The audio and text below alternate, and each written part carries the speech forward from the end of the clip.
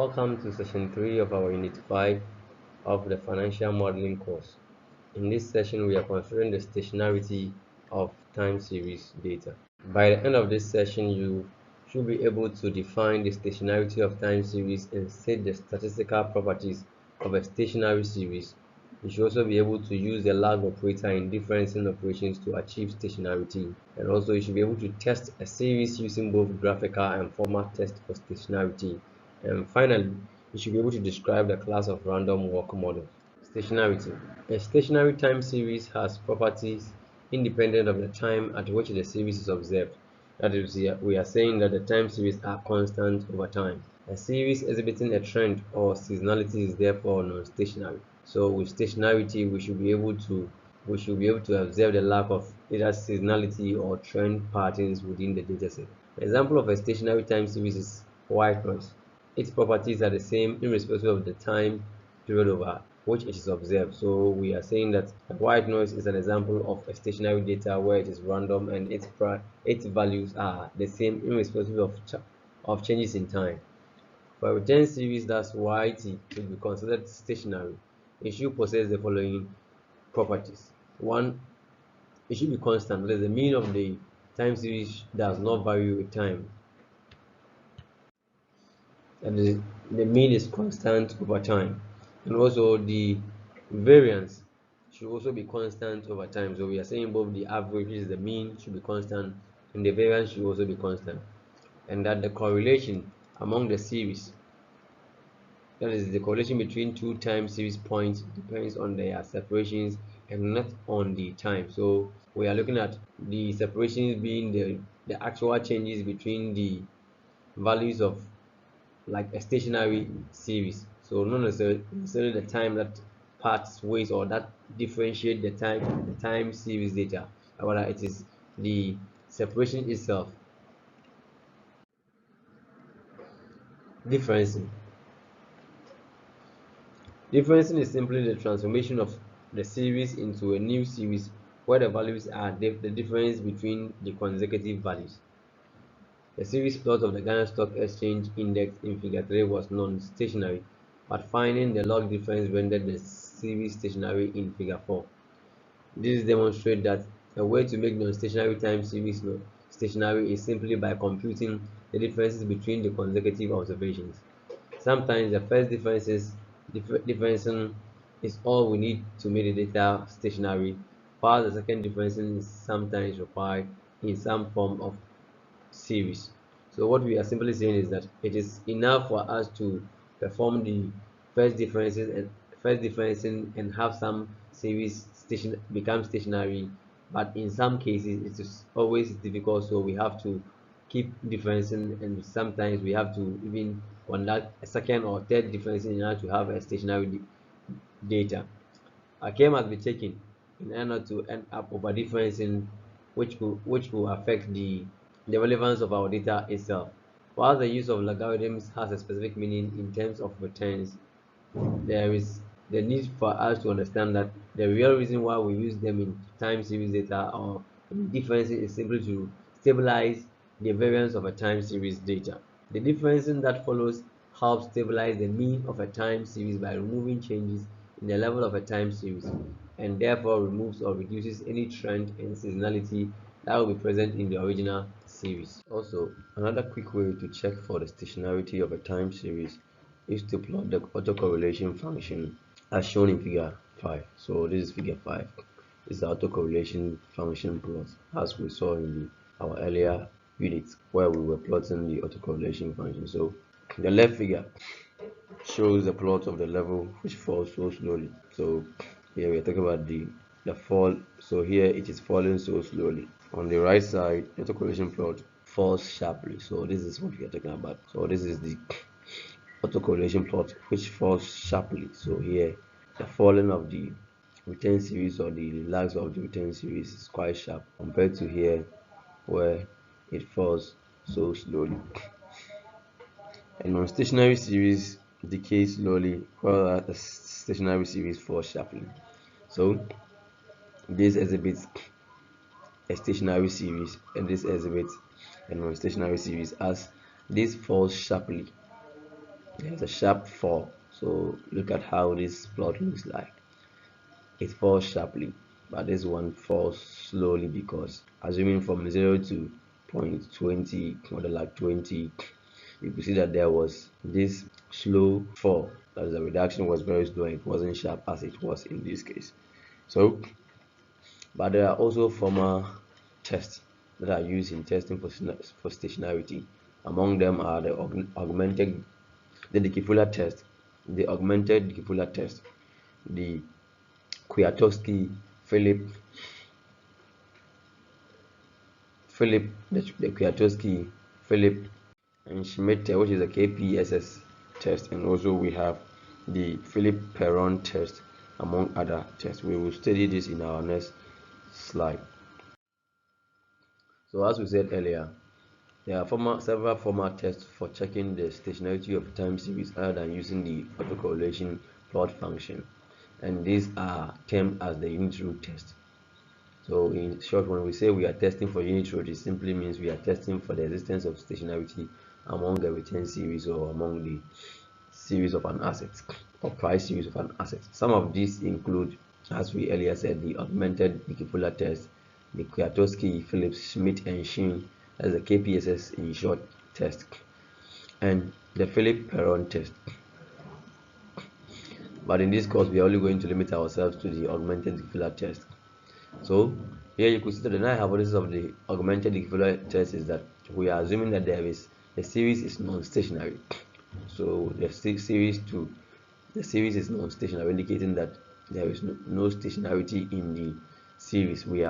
That is what our null hypothesis is supposing, or the supposition of our null hypothesis, and the alternate is saying that the series is stationary. Conventionally, we always use the 5% level of significance for the test. We could use higher based on the needs, or based on your specific needs, and it could be 1%, but it should not come down from 5% because mostly we want to restrict the stationarity test. So in short, if the p-value of the null hypothesis is less than 5%, we reject the null hypothesis of stationarity. So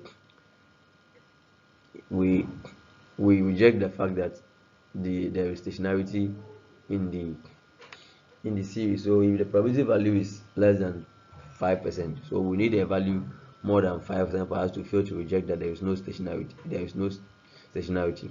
But if the p-value is less than 5%, then we reject the null hypothesis of stationarity. On the other hand, if our p-value is greater than 5%, we fail to reject the null hypothesis and we conclude that there is no stationarity in the series. So table 2 and 3 is a table that is a result from the augmented Dickey-Fuller test that was tested on the Ghana Stock Exchange, both the price and return series. The p-value of table 2, we see that is greater than 5%, which is almost 50-something%. So we fail to reject the null hypothesis that there is non-stationarity, and then we conclude that the index is non-stationary. So when we fail to reject the null hypothesis, we are simply saying that there is non-stationarity in the series. On the other hand, table 3 is the result of the return series of the same Ghana Stock Exchange composite index, and then here we have a p-value of 0. So this figure is approximately 0 because it is 0.00 to the level of 13 digits. So this is actually not different from 0. So here we reject the null hypothesis that the series is not stationary, and we conclude that there is stationarity among the return series. So you can understand that in our earlier submission we were saying that the price series are mostly non-stationary and the return series are stationary. This is an indication, or this is the proof of it, as the return series was quite stationary and it had a p-value of less than 0.05, which is a value which is not different from 0, but the price series was actually non-stationary. The lag operator. The lag operator L is widely used in time series work. As it is applied, it shifts an observation backward. That is, so by lag we are simply looking at the previous price of the previous return series of a particular asset. And by the lags, we are looking at subsequent, like in analysis or in modeling. Lags are simply looking at the previous or the prior returns or the return series of a particular asset. So multiple application of the lag operator to shift the, that is lag operator YT, shift the observation back than that number of times. So when we say lag 2, we are simply dealing with this figure. So here this is a lag 1. So a lag 2 simply has to do with -2. A lag 3 simply has to do with -3. It's like the third previous price or the previous price up to the third observation. This is what we mean by the lag. But for instance, L square YT will be equal to L into bracket LYT, which is equal to L into bracket YT minus 1, which is equal to YT minus 2. So this is how we compute the lags of this particular value. The lag operator provides a certain way for doing differencing in time series work. For example, the first difference can be written as this equal to YT minus 1, which is equal to YT minus. So simply we are looking at the lags. The lags are simply used in differencing. We are simply differencing the price series or the return series from each previous value. Similarly, a second order difference can be written as we see in this equation. So here the lags, this is the first lag, this is the second lag, up to the nth lag. We can also do so for fourth and third order differences. Random walk. We earlier said in our discussion that the efficient market hypothesis posit that the price series in the market or the market is efficient, and that all the information that you need in particular asset class is accommodated or is encapsulated in the price of that asset for a particular day. And we have tested the relevance of the efficient market hypothesis in our earlier session. So by a random walk, we said that it's like the walk of a drunk person. So the difference between consecutive observation of a time series YT and YT1 can be written succinctly as this. So this is the current price and this is the previous price. So what is what we call the lag.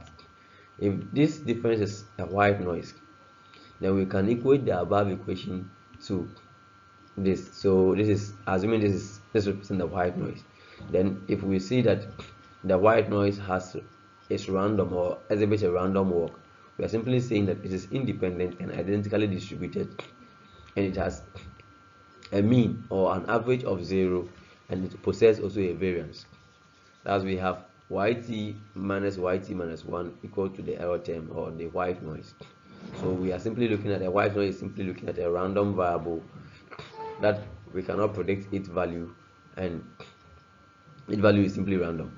Transforming this equation leads to the random walk model. So when we say a particular series exhibits a random walk, then we are simply saying that that value is simply a combination of its previous value, which is its lag, plus a white noise, which is a random term that we are not able to predict, because we are saying that the white noise is simply possessing which is simply identically and independent and identically distributed. By independent, we are simply mean that it does not depend on its previous value, and identically distributed simply means it is simply normal, or it possesses the normality property, and we are saying that it has a value of 0, an average value of 0, and also it possesses a consistent variance. So the random walk model finds many uses in economics and financial time series work. The random walk has been likened to the stagger of a drunk, as I said earlier.